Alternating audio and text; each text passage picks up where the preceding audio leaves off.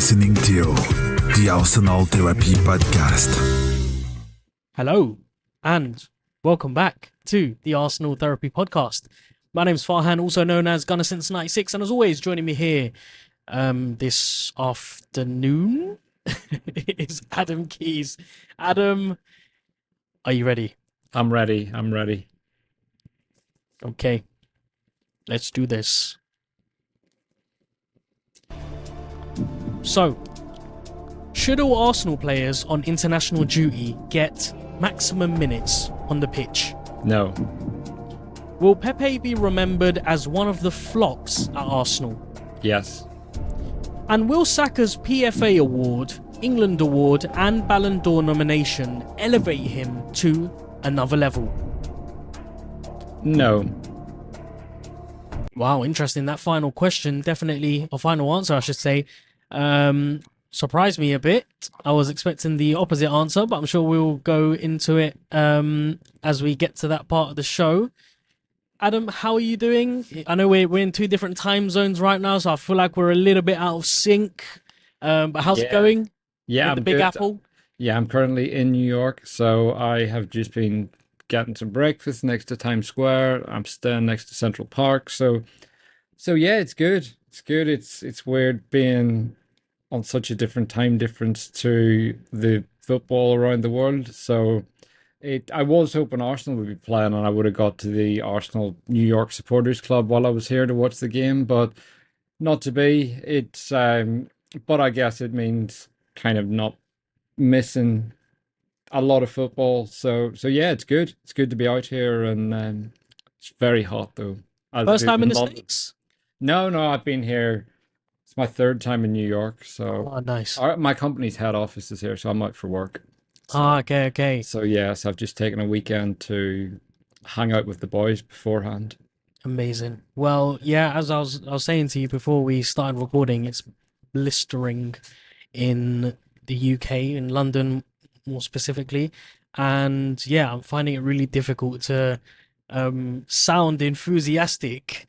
I was like this close to just like calling it off, like, no, the heat has got to me, I can't do it. It would have been such a British thing to do, but no, we keep going. And 32 degrees though, I mean, it would have been, understandable. Had I cancelled this week's pod, it would have been understandable. I'm sure the people would have got it, but we're here now. And also, to make things worse, it's international break, and I don't know about you, but I just really don't give a shit about international break. What are you like during this period?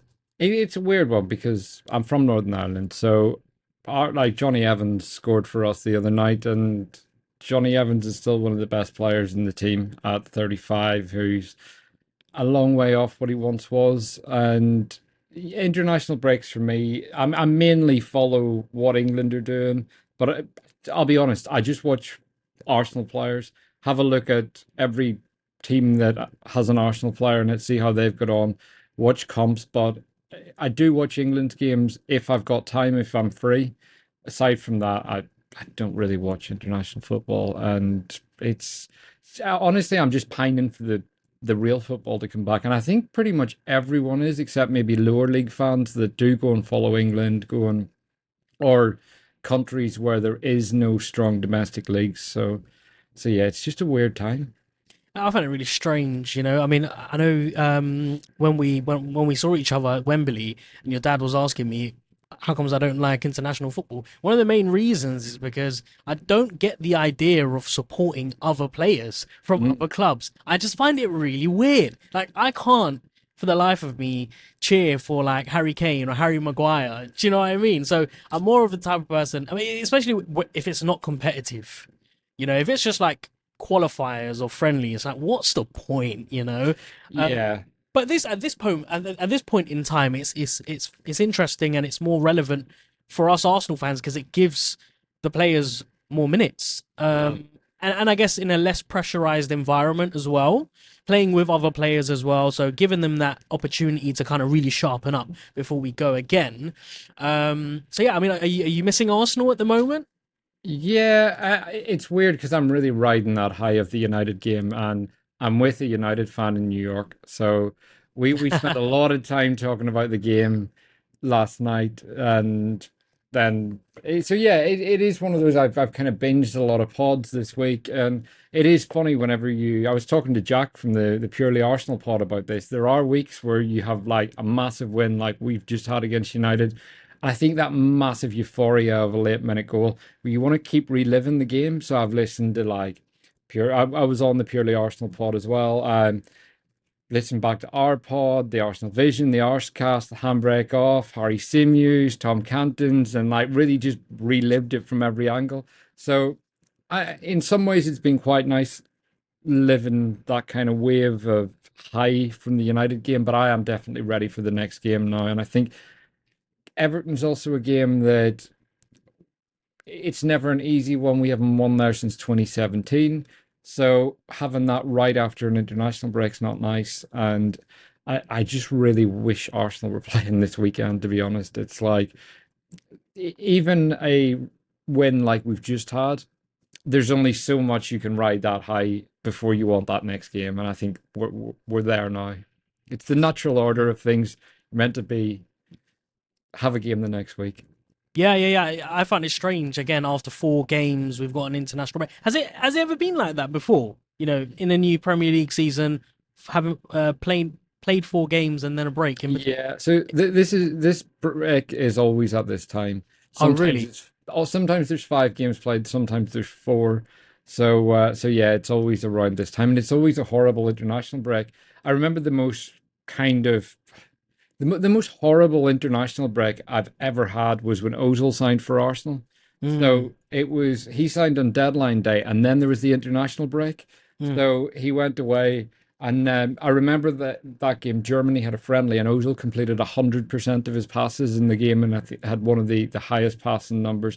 And at the time, because this is 10 years ago, pretty much exactly, we were just all itching to get him. There's the complete high of signing him on deadline day, and then it was that really long agonizing wait to see him. And I was at his debut as well, so I had a ticket for the Sunderland game, and it was one of those. Ozil was one of my favorite players. I used to watch Spanish football all the time, so the kind of that pinch yourself moment, have we really signed him, to then this really long wait to see him. So I really do hate this international break. So Well, I mean, it's almost over. This does seem a little bit shorter than others. I know they're roughly the same amount of time, but a week's already gone by, and it feels like that. I mean, that week, the majority of it has been consumed by a lot of the relived moments from that game against United. A lot of memes and a lot of shithousery and banter, if you will, against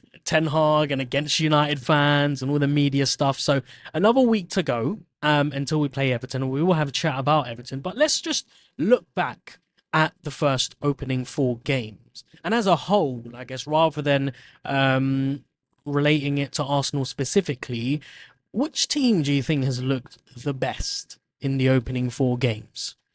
in the league, sorry, Yeah, City. really. I mean, it's a hard one. It's City have scored a lot of goals. They've kind of dispatched with teams really easily. I don't think they're playing really eye-catching football, but I think they're playing typically ruthless football that we now associate with them. I think the Centurions were unbelievable to watch. They moved the ball so quickly. Sane and Sterling on the wings. They don't have that anymore, but they're just a very, very ruthless side. I don't want to give Tottenham any credit. Although they are playing some good football, I don't think that will last. I think Maddison will get injured as he always does. But yeah, West Ham are looking very good, and I mean Evan Ferguson's looking great for Brighton. So there are. To be honest, I think Spurs have come flying out of the traps, playing very nice football, and I believe Arsenal and a few other clubs are very much working their way into the season, getting results and building it up that way. So, if I'm being completely honest, no one has really been like, wow, this is incredible football so far. I think there has been a fairly slow start getting results. And it has been a lot of what I expected from pre-season. And yeah, that's where we're at right now. What about you? I would have said Brighton, except they did lose to West Ham, and West Ham have been Yeah, pretty good as well. But Brighton have had, I think, of all the teams, would you say Brighton have had the toughest run so Newcastle. far? Yeah, Newcastle have Newcastle. had You're the right. toughest. Newcastle have played City, Liverpool, Yeah, you're right. Yeah, um, Aston Villa at Aston the Villa, who beginning, they smashed, and and Brighton. But I mean, they lost yeah, three of those.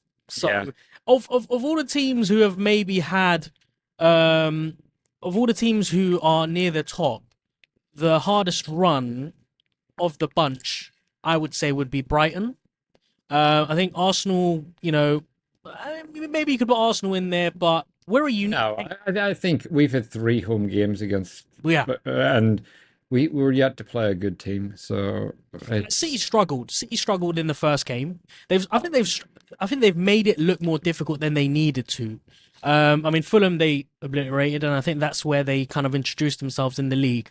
But in the other three games, it wasn't as convincing as we've seen them make it. Let's have a look to see who they've played. yeah, So Burnley on the opening week. that They yeah, they, they they, didn't play they great. had that one by half time though. So I do think with City it is a case of we see this every year where City just kind of get results. They beat teams that are really, really solid defensively. Obviously, they've got Rodri, who's a ridiculous player in midfield, and they've got Haaland, who's just a freak of nature up front. And when you've got the kind of core spine of players that they've got, it's like you look at those that played the most minutes for them last year, it was Haaland and Rodri. Mm, And you take Rodri out of that team, I've said this for a long time, they will not be as good or as dominant as they are. He's already played nearly 100 passes more than any other player in the league. yeah. So it's every year these stats, it's consistency. And I talk about minutes all the time, and I've been accused of being harsh on Thomas Partey. But for me, Rodri's the bar. That is, if you want to be the best in the world at the number six role right now, you have to be better than Rodri. And Rodri is available every week, gives you at least a 7 out of 10 every week for 50, 60 games. Thomas Partey gives us a 9 for 20 games and probably a 5 for 10 games, and then somewhere in between the rest of those. So it's Rodri's the bar, and I think you take him out of that City team, different side. And obviously Haaland. Yeah. Do you think Declan Rice will rise up to that ability this Yeah. season? I don't know if he'll surpass Rodri this season, but I think I just think Rodri's been playing in such a high possession based team and knows his role so well, and he's been doing it now for 3 or 4 years. So I think Rodri's so established, and now he's adding goals to his game as well. I think Rice will reach that level, possibly reach it this season, but I don't know. I think they are also slightly different players, but Mm, who both play the same role. But I think Rice has all the ingredients to be the best in the world. Everyone knows how much I've wanted Declan Rice, and I still can't believe we've got him. So I genuinely believe he has the ability to be the best in the world in his position. yeah. And his heat map shows that he's yet to really establish himself in any particular position. He's here, there, everywhere. We don't know Yeah. what Arteta's plans are for him. And if we have a look at Rodri's heat map, are we Rodri's looking at kind of? quarterback. He's that linchpin in the team. He sits. And although I saw an interview with Rodri, and he was talking about his role as a six, and that he's now able to add goals. He was saying because Gundogan very much played that more attacking role, and he said Kovacic is very, very intelligent at dropping back in and allowing him to go forward.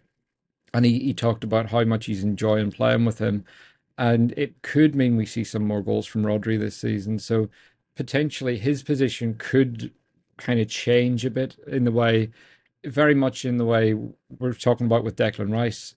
Rice again after the United game talked about the six being his preferred role, but Mhm. Arteta's coaching him to play the eight role as well, so he wants that tactical flexibility. And I still can't wait to the day we see Zinchenko, Partey, and Rice all on the pitch together. Yeah, absolutely. Okay, moving on. We found out earlier on in the week. Well, it's been a few days. I think 48 hours since the official news of Pepe's departure. So I thought we'd have a quick chat about him because it's relevant now, isn't it?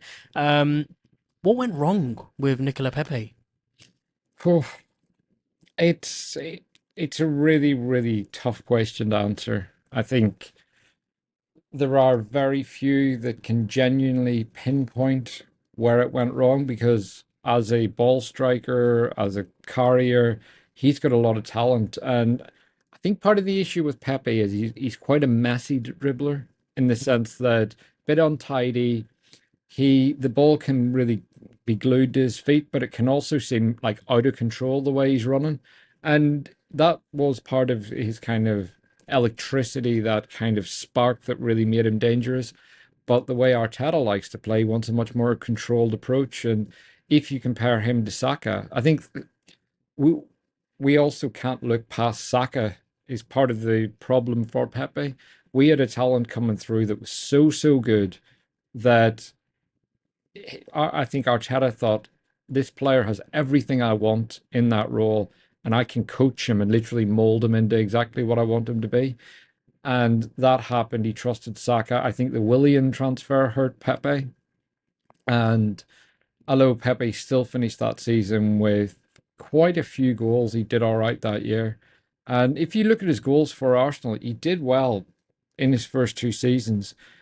Got a decent number of assists. He's got more goals and assists than Anthony and Sancho combined.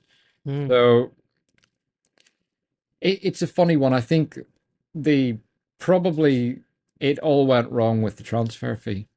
Pepe was a 30 million pound player that we paid 72 for. And actually, if he arrived for 30 million, we probably wouldn't have had that level of expectation. And it would have meant that I think we thought we were getting a superstar, and he never was that. And it just basically never fully clicked. Even when he was playing at his best, I think there were always moments. I've seen a lot of people talking about that performance against United, where he scored. I think it might be Saka's assist, and he comes running in, hits the ball at the edge of the six and scores. He come off after 62 minutes in that game, which like 62 is very, very early, and that was I'm sure that was Arteta in charge at the time.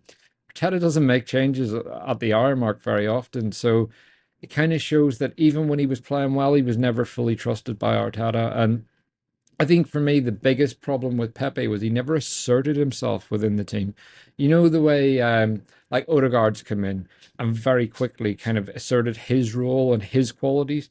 And we've seen that with Declan Rice. Declan Rice is a 100 million player. He's someone who's come in. He hasn't waited for a settling in period. He's very much become like one of the leaders in the team straight away. And even on, I think it might have been the Palace game, him and Ødegaard had a bit of like few words with each other on the pitch, and I liked seeing that because it was like that's a player that knows what his job is straight away, and he's here to perform from day one. And I think Pepe just had a really hard time settling as alongside the playing style. He never looked fully comfortable with the group or part of it. And so, yeah, I think there was just endless issues that, but I also, from what you hear and what you read, he trained hard. He was liked within the squad. He was just incredibly shy. So I think all of those factors played into him just not being the player we thought he was going to be. Yeah, I think a lot of it is circumstantial. Some of the reasons why it didn't work out were out of his control. Essentially, he was playing under three managers. He signed in 2019, and then a few months later, you saw the departure of Unai Emery. Then you saw Freddie Ljungberg come in for a few games. Then Arteta came in and didn't fancy him. There was a change of culture. The squad that he was in, as well, was fragmented. Yeah. You look at the situation that happened between Aubameyang and Arteta, but also that, I guess, group of, French individuals, Lacazette, Aubameyang, him as well. There were the other lots as well. You had the Guendouzi. You also have that. You had David Luiz there as well. Pablo Mari, Mustafi was there, of course. Socrates. So it was a squad that was going through that was turning that corner. Lucas Torreira there as well, who didn't want to be there. It was so unfortunate that he had joined Arsenal, number one, for that fee, but number two, during that period of time. I do feel like, had he signed for Arsenal a few seasons later, now, let's say, or even last season, we'd see a completely different player. His confidence was shot. I don't think we would ever sign a player like him now. I think we're just so far past that. And I think one of the things as well, we bought a player, I think Eddie referenced this in an interview a couple of years ago, where he was saying that Arsenal tried to go out and buy one player that they thought would elevate the team straight away. And like Eddie joined that window, so he wasn't part of the Pepe deal. And in the same way, he wasn't part of the Martinelli deal. He gets a lot of credit for that, but actually, Eddie didn't have anything to do with that. He hadn't joined Arsenal at the time that deal was agreed. And but with Pepe, he said that the feeling with Sanlehi and people like that was someone like Pepe would kind of help paper over the cracks and lift the team and elevate them.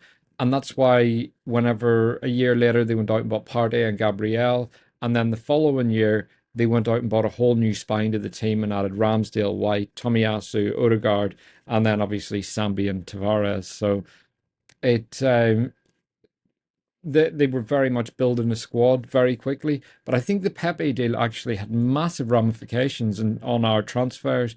And in some ways, it was the best, worst transfer we've ever made because it was so bad that it kind of made us completely tear up our transfer approach and review it all and actually go with a much more concise set of plans.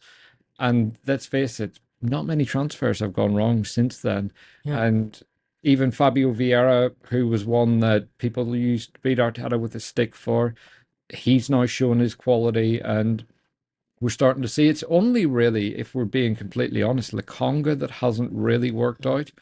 And because Tavares was bought for a low fee, it was one we needed a left back cover, and we're going to sell him for roughly double what we've got him for if he goes to Forest. So yeah. Let's not forget as well that during that window we did actually make some shrewd acquisitions. We made pretty good times. Yeah, Kieran Saliba, right? Saliba was the big one, and then Ceballos on loan for a season from Madrid is not bad. David Luiz from Chelsea as well. He did a good job. We can't deny that. Not a great move, but he did a good job.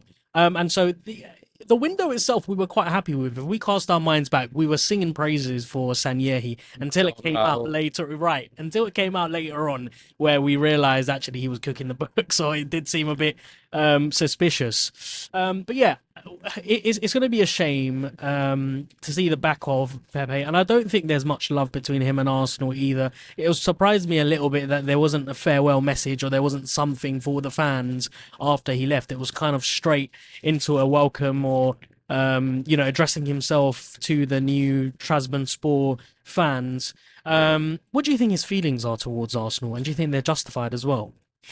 I don't know. I don't know his feelings either way, because as I said, he never felt like he was part of the group. You know, the way we talk about players that get what Arsenal's all about. Arsenal's a club with a very, very defined history.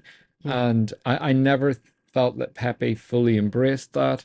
Again, right, not to keep beating the Declan Rice drum, but if you look at the way he spoke, all the traditions, all the things that when Eddie was showing him around, he was asking questions. He was interested. He was also interested in like the youth team, the women's team, and the men's team all training in the same areas and really praising that. He talked about like kind of your legacy number with the club, all those things. And I remember Lacazette doing the translation for Pepe when he was showing him around on his arrival. And it was weird because I was really pleased we had bought Pepe, because in my head I had built him up to be something he wasn't. And Pepe looked completely disinterested doing the tour, and it was Laka translating and trying to have a bit of banter with him. And from day one, I just never felt that he kind of clicked with it. So in terms of now his feelings after leaving, I don't know. I don't know about you, but I just feel that it's a bit of a meh. It's like, oh, I'm gone now. And the fact that he's gone, it's such a drastic step down that he's made. He looks back with a bit of what if, if only I'd applied myself more, if I'd worked harder. But even at that, I don't know if that's true because we've never heard any negative reports about him training, and those kind of things tend to come out. And uh, yeah, I think it was just a case of he wasn't good enough or he wasn't the player Arteta wanted. But yeah, I really don't know what his feelings are towards the club. Okay, well, swaying away from Nicolas Pepe, a player who's departed, and I guess looking to the future and at players who will be proving themselves to one day play regular first team football, and one in particular in Charlie Patino, who has taken to Swansea Like a really duck to well. water. Yeah, really, really well. Looks like he is on that positive upward trajectory. He's played 4 games for them, 3 assists. According to SofaScore, he's averaging at a 7.5 rating, which is really, really good. And he looks really confident now playing in the Championship. It, he's on the cusp, isn't he, of playing at least, if not regular football for Arsenal, Premier League football, definitely. 100%. I think I talked about this on the 15-minute show on Thursday.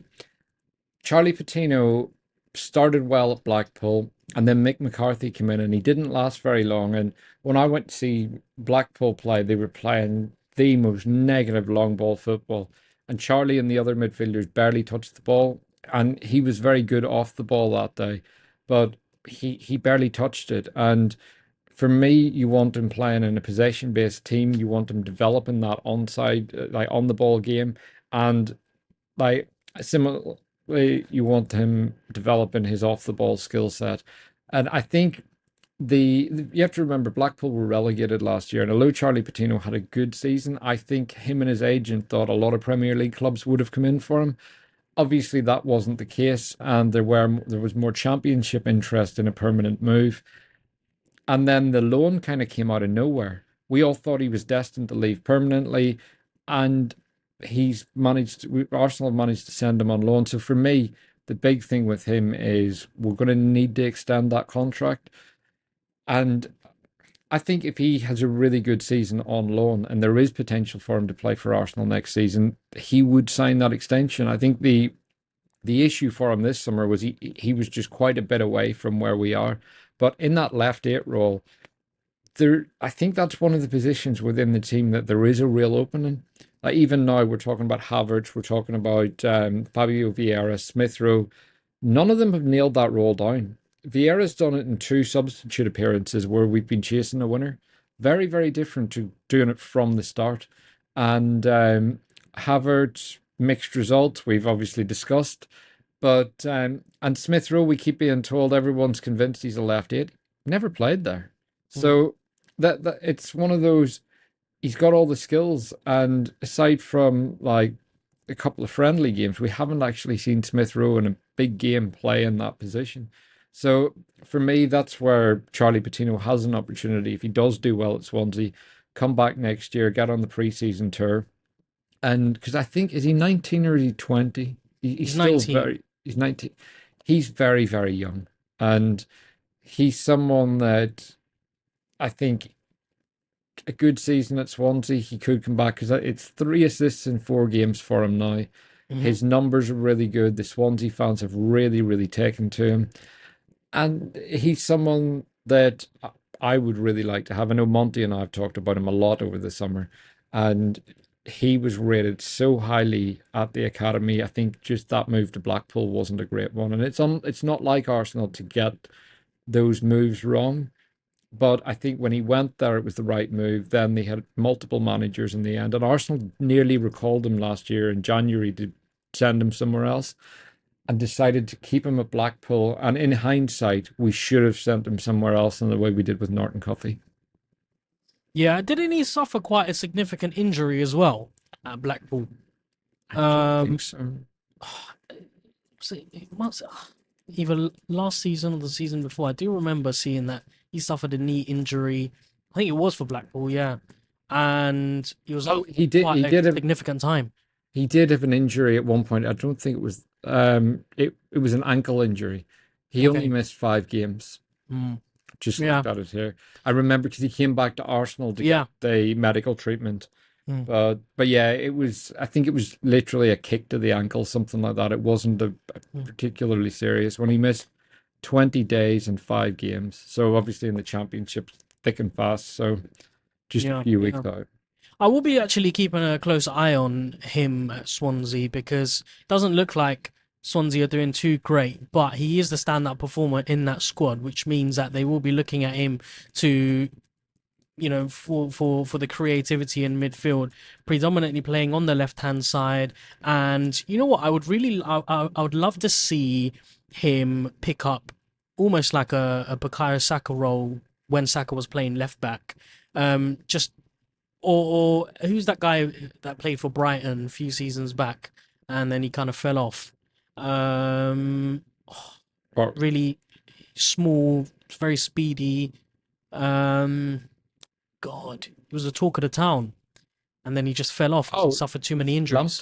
Lamptey, yeah, Lamptey. I'd love to see Patino try and adopt that sort of role because he's got the stature for it, and his playing style was quite similar in the sense that he's very energetic, very front-footed as well, but also very technically gifted.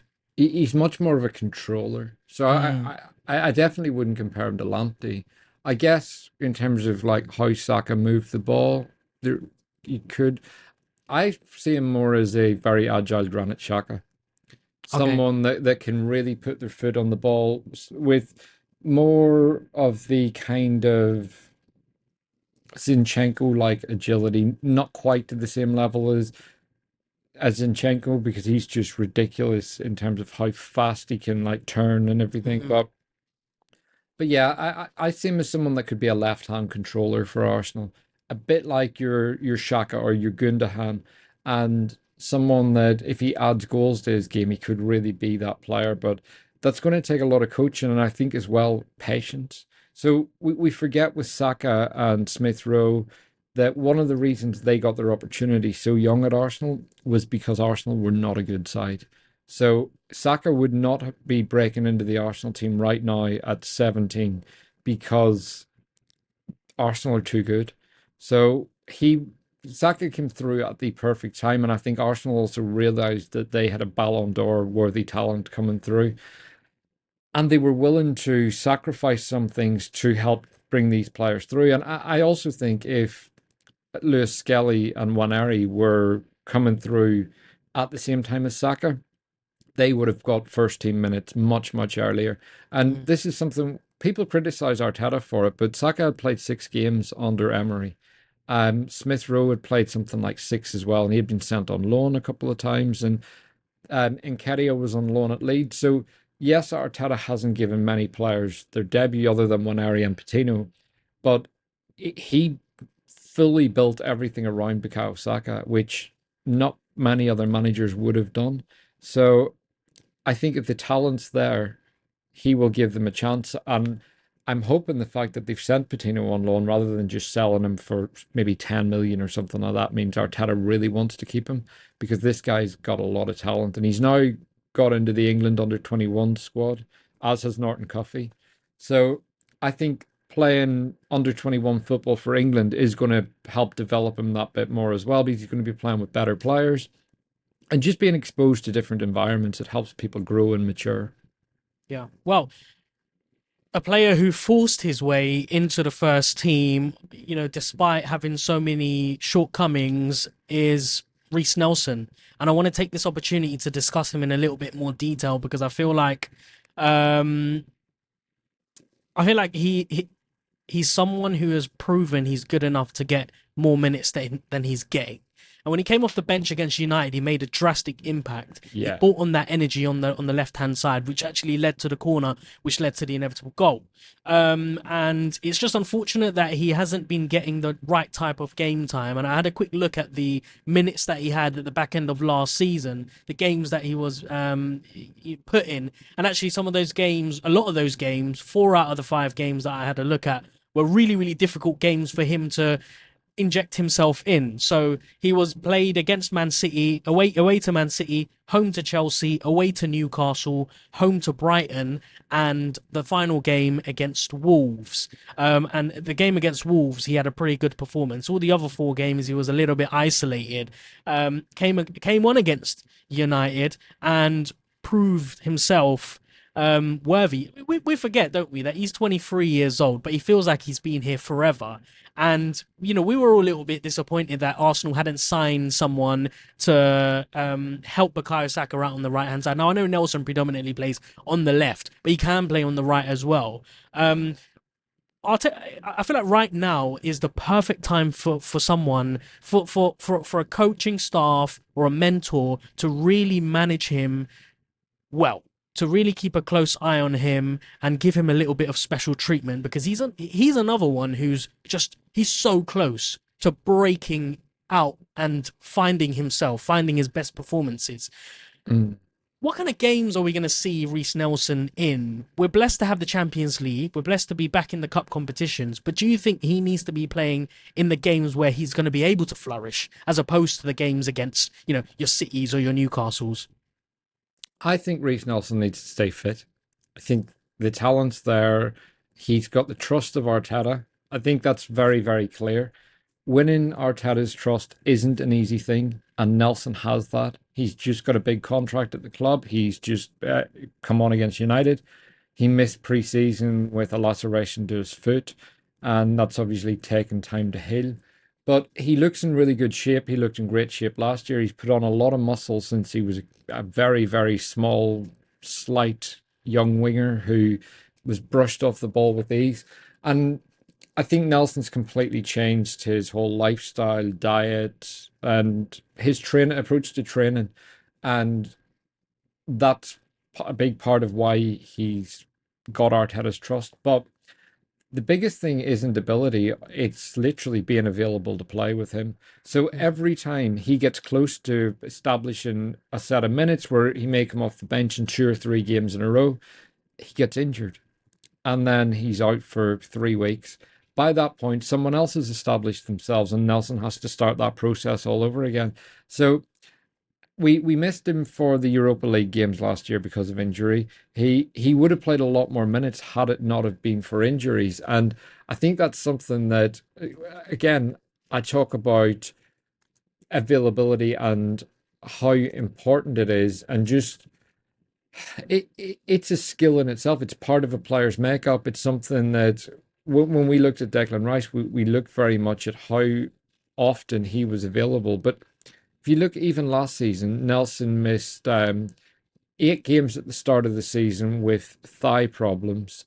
And that was 56 days out from the 8th of August to the 3rd of October. And then December, so just back from the World Cup. And when Saka and Martinelli had been away, and you think you're going to get some minutes here because these guys are going to need to have their workloads managed. He gets injured again with more thigh problems. And he was out from the 22nd of December to the 12th of February, missing another 9 games, and that was 52 days out. So just last season alone, he missed 108 days of football and 17 games through injury. That's a lot of games that he could have got minutes in. And if he does that again this season, we absolutely need to sign a replacement for Saka. So, and if we had a Reiss Nelson that was fully fit for the season, I'm more than comfortable having him as Saka's backup, because I think he's got the ability. I think he can score goals. He creates the way he runs at defenders, his dribble, and I don't know, him, Saka, and Smith Rowe are all great at keeping the ball really, really close to their toe. When they run at defenders, the ball is so tight. It's a bit like the way Messi carries a ball. And if you look at when someone's advancing into the box, Raheem Sterling's very good at this as well. If you're advancing with those really short touches that with the ball at your toe, it's really dangerous for defenders because they're scared to commit, because if they commit, you push it forward and they bring you down. So Nelson has all those abilities. It's literally down to keeping him on the pitch and keeping him fit. And if we can do that, I think we now all trust Nelson. We all know what he can do. Arteta trusts him. It's, can you stay fit, man? Yeah, and I think part of it has got to do with the type of games that he plays and the minutes that he has as well, whether he comes on in the last 10 minutes or whether, we look at an opposition like, say, Bournemouth. I mean, no game is easy. I always try and pick out the games so that might suit a player like him. But yeah, it's so difficult, isn't it, with someone like that? He's got so much talent, but as you said, it is literally just keeping him fit and making sure he doesn't relapse or suffer another injury. We're going to be entering a really critical phase after the international break, where Arsenal play Everton away, Twice a week as well. a massive game, and then 3 days after that, it's the Champions League first game of this year's competition, and a significant one as well because it will be the last season where we play in the the original format. So it'll be interesting whether we see how Arteta shapes it up. And actually, maybe this is a good segue to talk about the next 5 games and what it means for team rotating and maybe how Arteta goes about shaping his squad and utilizing his squad to the best of his abilities. We don't really have any straightforward games. In fact, with the League Cup put in there as well, it gives us even less time to recover. So you've got Everton on next Sunday, and then 3 days after that, the Champions League at home, and then 4 days after that, the North London derby at home, followed by 3 days after that, Brentford away in the League Cup, and then 3 days after that, away to Bournemouth. Those are the 5 games and 3 days recovery between each game. We'll probably, at the end of this run of fixtures, we'll probably look back and question why more signings weren't made. I get that impression anyway. If we can come out of those 5 games injury free as well, that would be quite nice. Yeah, I mean, it's what we wanted.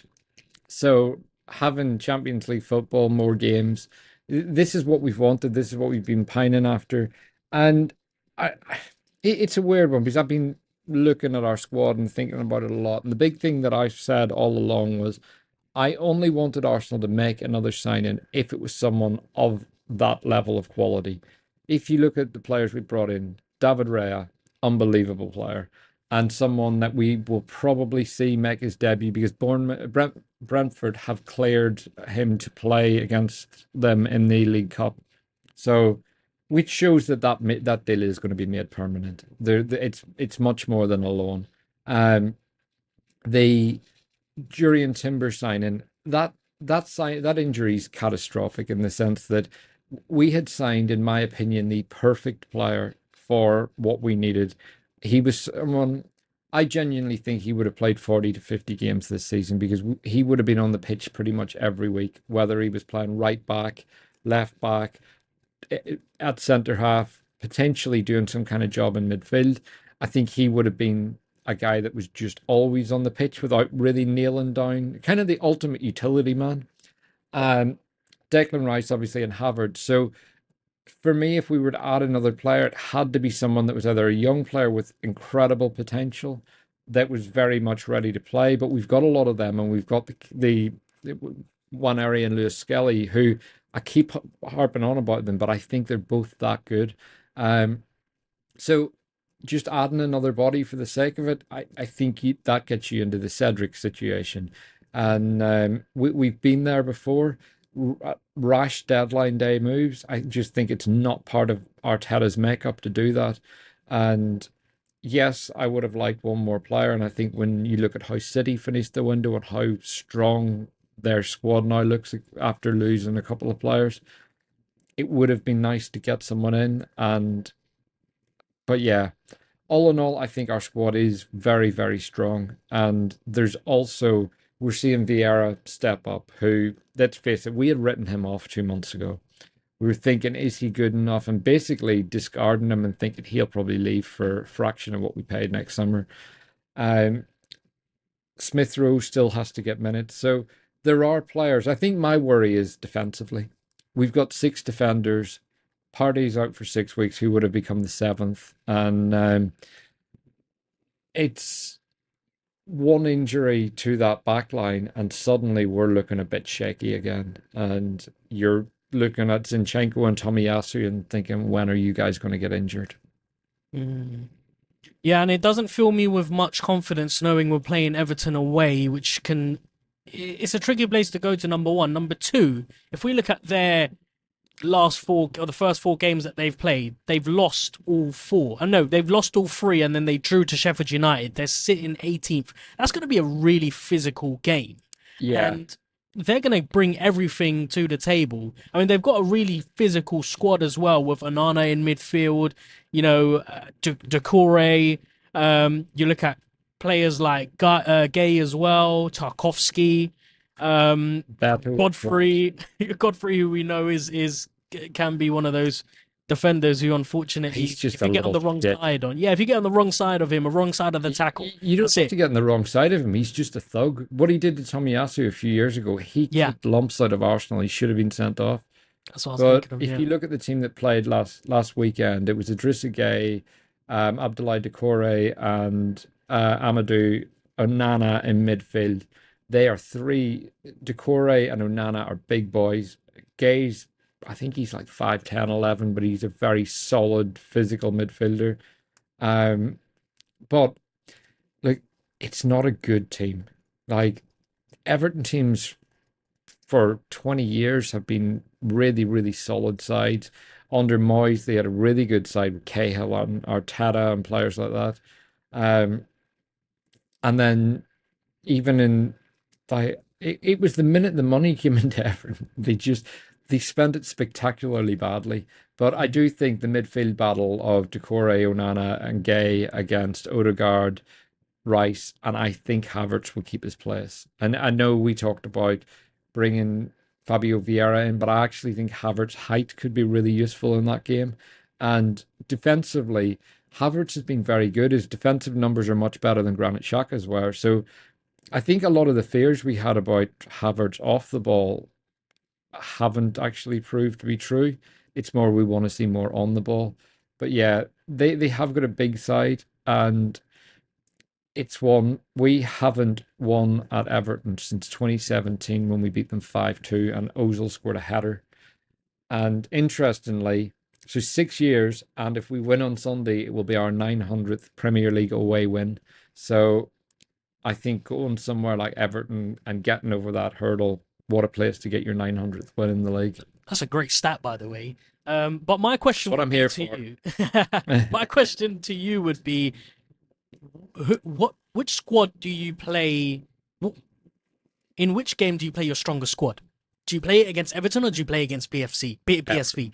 Because if you play it against Everton, then the first Champions League game we're going to have at the Emirates for a very long time, playing a slightly weaker side. Is that going to be the pressure of that game? Is that going to play into that game too much? No, I think we'll play probably the team similar to how we played against United at Everton, and then the only changes in the Champions League I would suspect are in either game. I think we'll maybe see we'll see Tomiyasu start in one of them, and we'll see Fabio Vieira start in one of them. I don't envision many changes, and then the other change, it'll either be Jesus or Nketiah. So I think they'll be the three players that rotate. I think everything else will stay the same, and I think that's something that we will get used to more, is kind of like mini rotations as opposed to in the Europa League where it was almost two sides playing. So you had your Europa League team and you had your Premier League team, and the Europa side would feature like maybe Saliba or Gabriel, and like some games Saka and so on. I think the Champions League will be very similar to the Premier League, and that's part of why we are starting more slowly. It's that build up towards the intense period of the season.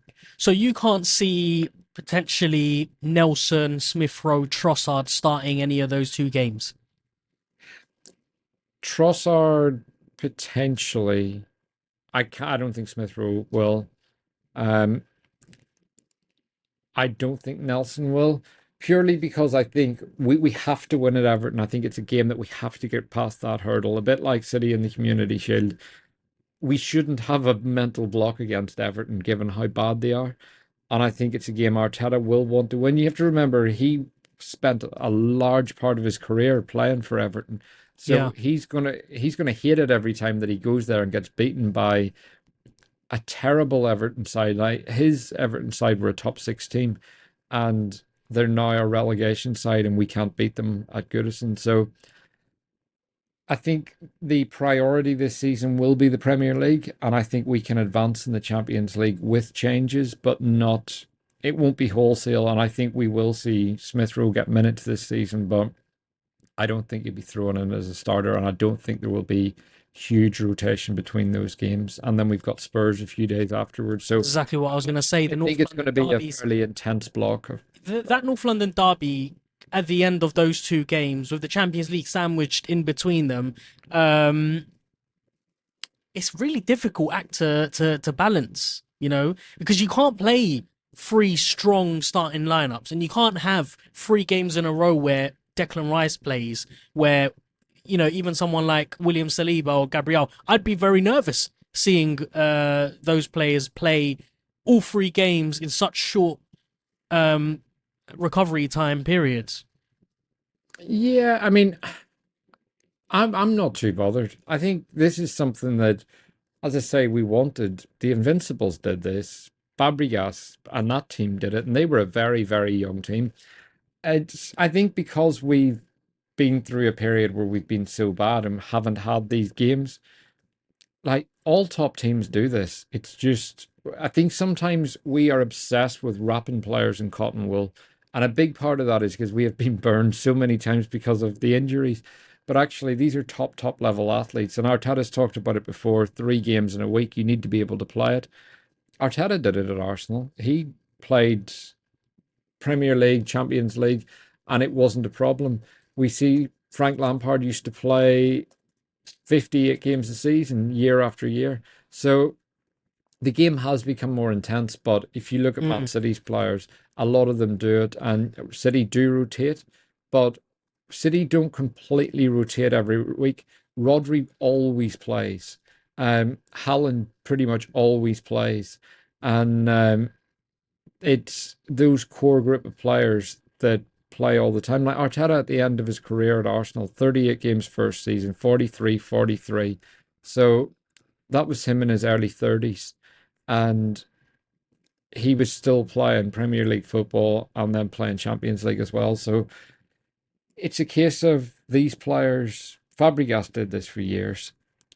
That if you want to be at that top level, you have to be able to do it. And sadly, I think you just can't wrap them in cotton wool. And I think mm. we're also at the point where fitness is building. And I've seen people say Saka looks burnt out, he needs a rest. I'm not saying that at all. It's I think if Saka has like a 7 out of 10 game, which is a 9 out of 10 for every other winger, everyone's like, he's burnt out, he needs a rest.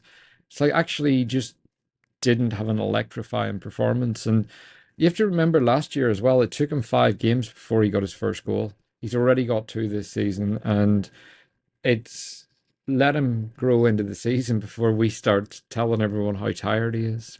Yeah, and just on Saka finally, before we end the show, earlier this week, Saka and Ødegaard and Ramsdale as well, all nominees for Ballon d'Or, the top, awards in their respective fields. Just a quick word on them, really. They're still so young, and to be nominated for such an award is, well, it could do one of two things. It could propel them to the next level, or could stagger their development just on the basis of it getting a bit too much for them. But they don't strike me as players to let themselves get carried away with such accolades. But yeah, just a quick word on those two and what this season could mean for them, and also where do you think they'll come in the So Ballon d'Or list? Ramsdale isn't on the Ballon d'Or list. He's Yeah. on the Yashin Trophy, which is the top keepers, alongside Onana and Mike Mannion and Courtois, Ter Stegen. So he's in good company. Um, Emiliano Martinez has managed to creep his way in there, and The World Cup, of as course. Yeah. just purely because of the World Cup. But um, Ødegaard and Saka very much. I talked about this a lot in the 15-minute show, and I absolutely loved the outrage from United fans. Mm. So how Saka is on there? How's Rashford not on there? Saka deserves to be on there. If you look at him at the World Cup, superb. And the World Cup, because of when it was, seems like an eternity ago. And actually, Saka was England. I think Saka, Bellingham, and Rice were England's best players at the World Cup. And then Saka, 14 goals and 11 assists last season in the league. He very much was the star man for us and scored against United home and away, scored against City, got two against Liverpool.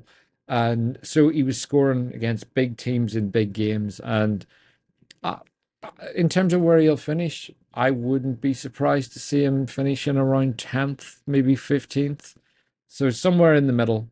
And Ødegaard, I would put somewhere similar. I think Ødegaard actually had a better season than Saka last year, but he didn't play at the World Cup, which could skew the voting.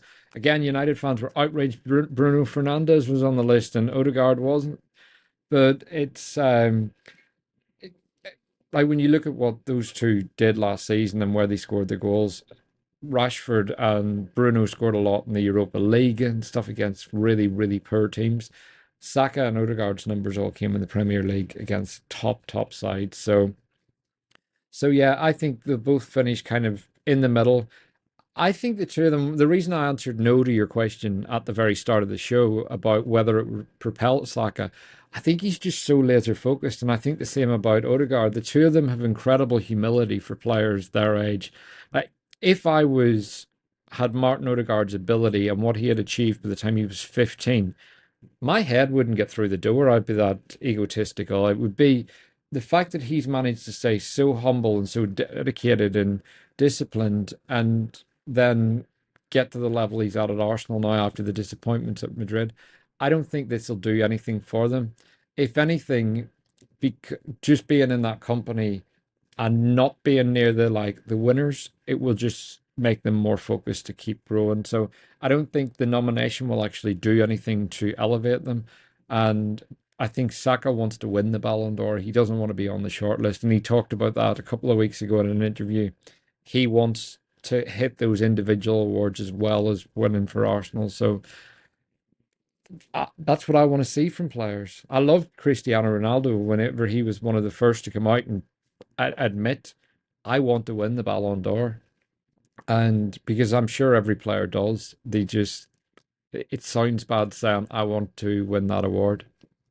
I'm quite surprised to hear you say that they'd finish 15th-ish, especially Saka. I feel like Saka can break into the top 10. I do believe so.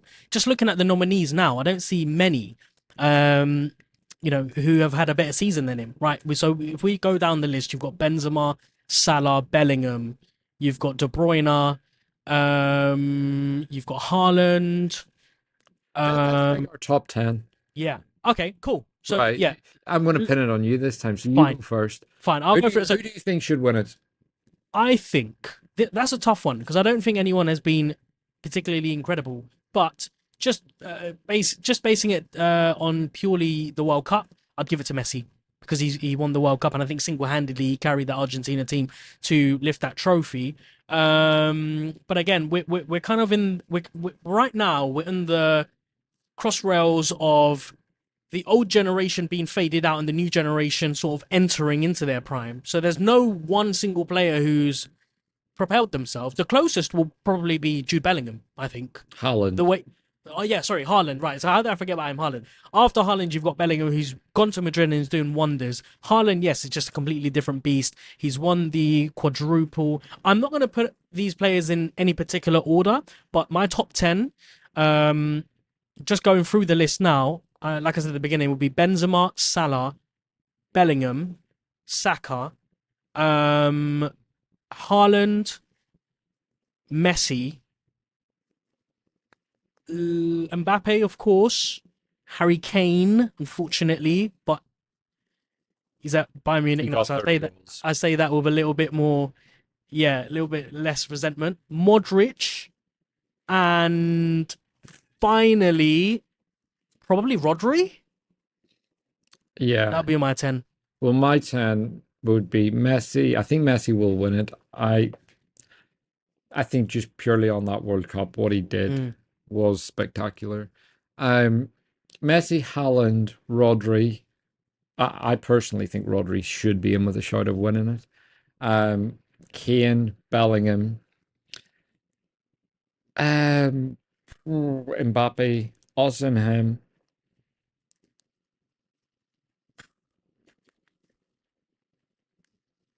How is Julian Alvarez in the list? So you got to put Saka top 10, surely. There aren't that many great ones in there. I'm going to put Ødegaard in Mm, instead of Saka in the top 10.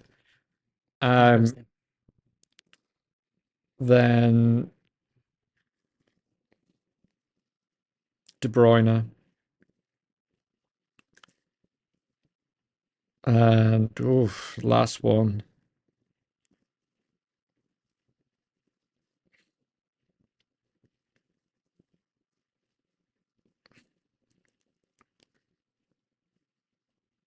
I'm going to go with Gundogan.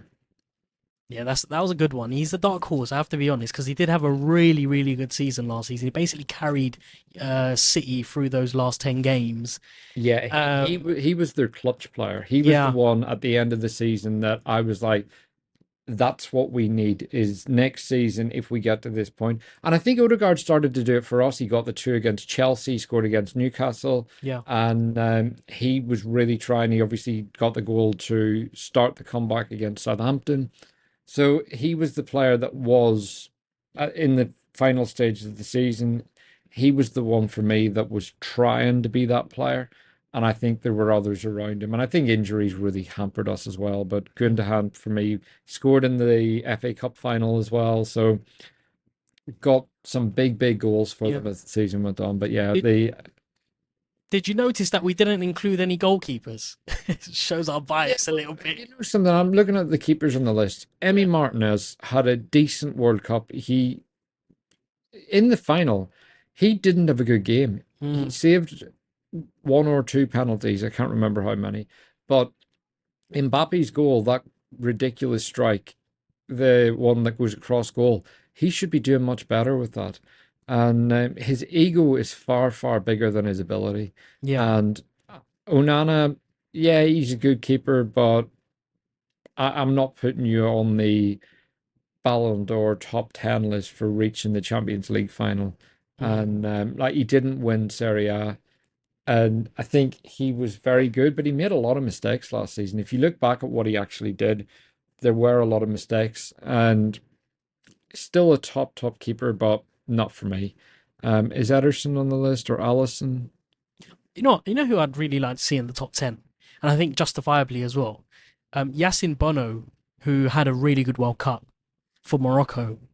Um, I really enjoyed watching him, and more so like his distribution, and made some top saves as well. Oh, he's on Um, there, yeah. yeah, he's on there, So so I think he'd be in a shout with yeah, sneaking into that top four. Do you know why Ronaldo isn't on the list? Any idea? I guess he didn't have the best World Cup. He wasn't playing for United and then he went to Saudi quite early. So It's crazy to think he's not on the list, and you've got players like Moani there from PSG. yeah, although I think it's very much the passing of the torch. Mm, And Vinicius Junior. I mean, I really like Vinicius, but he doesn't actually score as many goals as yeah. people think he does. And so yeah, I think there's a lot of competition there. I think it's a more level playing field than it's ever been. And I think Haaland's achievements are always written off. I Mm, think like don't get me wrong, he's playing in a ridiculous team. And but this is what winds me up so much when people say Arsenal need a 25 goal a season striker. If you have a Haaland who scores 25 goals a season, not good enough. 25 goals for what Haaland does on the pitch isn't good enough. 36 goals with what Haaland does is what you get because Haaland has a very low touch rate. His link up play, aside from the game against us last season where he was superb, Haaland doesn't get involved in the link up play a lot. He drifts in and out of games and then he steps up big moments. And there's a big difference in a player scoring 25 goals and 36 goals. So there's only one Haaland, and you need a player doing much more than what Haaland does if they're scoring 20 goals. We had a Aubameyang who did the stuff Haaland does, but he got early 20s, and that wasn't good enough. It's so I would much rather have a Jesus getting 15, 16 goals doing everything he does than a player who does none of that, stays in the box and gets you 25 goals, because I think that impacts other players around them. And I think we are just seeing a complete force of nature in Haaland, in that he's just a goal scoring machine. So yeah, I think he deserves more credit than he gets. Mm. Yeah, I think I'd rather have Arsenal, have 15 goalless season players than, yeah, as you say, one player who ends up scoring Yeah. 35 odd goals. Okay, good stuff. Well, it's that time of the show again where we must say goodbye. I want to say a massive thank you to everyone who's listened up until this point. Thank you very, very much. If you did enjoy this episode, please do give us a 5-star review on Apple Podcast and Spotify. Let us know what you thought of the show by reaching out to us on Twitter. You can find us over there at Arsenal Therapy. You can also find Adam over there at AdamKeys_, and you can find myself over there at Gunner since 96. As always, we will be back next week with a game as well to give you your usual weekly dose of Arsenal therapy. But if you can't wait until then, make sure to head over to the Arsenal Therapy YouTube channel, where we are on the cusp of reaching 1,000 subscribers, 5 away at this moment in time. And yeah, you can find us over there for the 15-minute show, where we'll be taking you through all the latest bits of Arsenal updates. That's every Tuesdays and Thursdays. We try to make it at 8:30 a.m, but never really works out at that time. So yeah, you'll find us over there every Tuesdays and Thursdays nonetheless. And yes, you guessed it, the show is indeed 15 minutes long. So make sure to head over to the YouTube channel. Make sure to also head over to the website for the blog posts, where we'll be breaking down all of our thoughts and feelings on the game and much more. So enjoy the rest of the international break. We will see you next week for a game, but until then, take care of yourselves, have a lovely week, and we'll speak to you soon. Thank you very much. Bye-bye.